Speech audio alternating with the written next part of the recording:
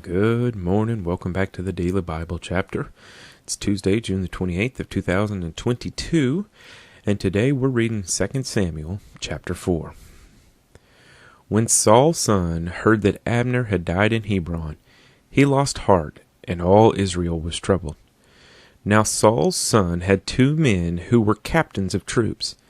The name of one was Baanah, and the name of the other Rechab, the sons of Rimmon the Beerothite, of the children of Benjamin.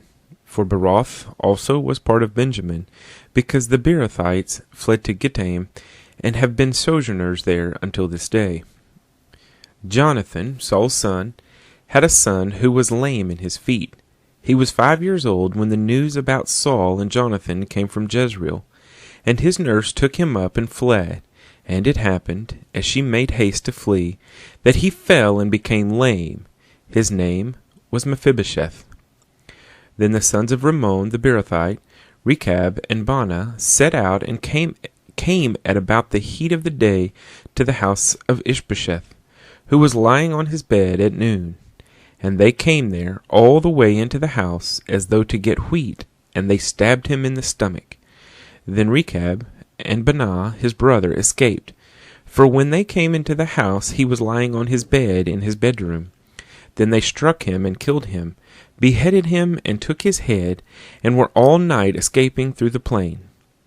And they brought the head of Ishbosheth to David at Hebron, and said to the king, Here is the head of Ishbosheth, the son of Saul your enemy, who sought your life, and the Lord has avenged my lord the king this day of Saul and his descendants. But David answered Rechab and Baanah his brother, the sons of Rimmon the Beerothite, and said to them, As the Lord lives, who has redeemed my life from all adversity, when someone told me, saying, Look, Saul is dead, thinking to have brought good news, I arrested him and had him executed in Ziklag, the ones who thought I would give him a reward for his news.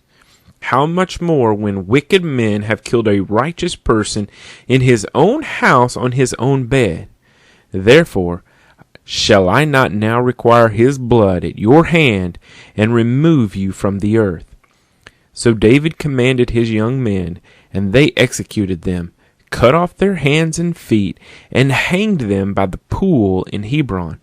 But they took the head of Ishbosheth and buried it in the tomb of Abner in Hebron. 2 Samuel chapter 4. And again, as I read through here, and I've mentioned this before, it blows me away how graphic the Bible is, and how, I think in our day and age, we would consider it almost barbaric to, go cut someone's head off and take it back to the king and basically have that same thing done to them.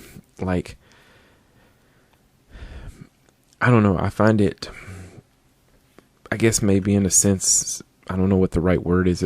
The right word for it is, but, struggle to,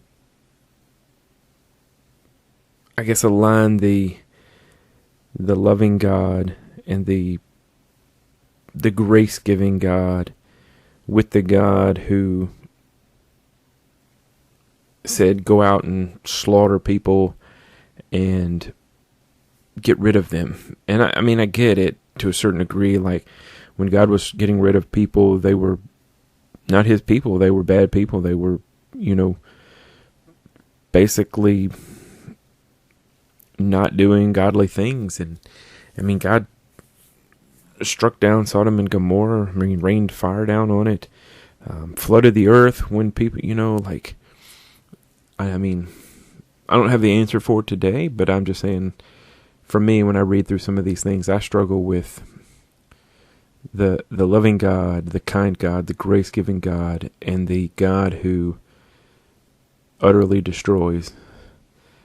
And, I don't know, as I'm sitting here, I'm thinking maybe that's a good incentive to live right and make sure that we're right with God, because it seems bad things happen when you're not. But anyway, that's kind of what I was thinking about as I was reading through there. And I just want to say thank you for joining me as we read through the Bible one chapter every day. And I hope you will come back tomorrow and listen to 2 Samuel chapter 5 with us. Have a great day.